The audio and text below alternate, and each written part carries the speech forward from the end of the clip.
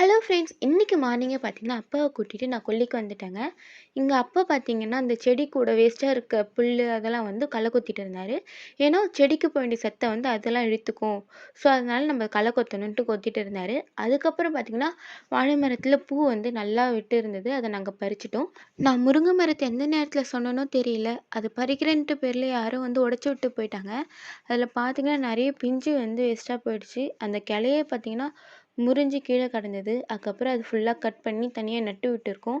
அது சீக்கிரம் வளரும்னு நம்புறோம். அதுக்கப்புறம் ஈவினிங் பார்த்தீங்கன்னா, ஒரு ஃபங்ஷன் போயிருந்தோம். அந்த ஃபங்ஷன்ல பார்த்தீங்கன்னா, இந்த கேரளா மேளம்லாம் வச்சு செம்மையா கிராண்டா பண்ணியிருந்தாங்க.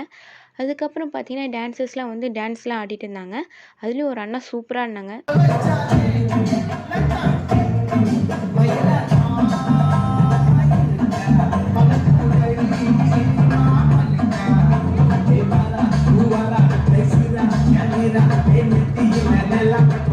அது சூப்பரா இருந்தது. பார்த்துட்டு அதுக்கப்புறம் வீட்டுக்கு கிளம்பிட்டோம்.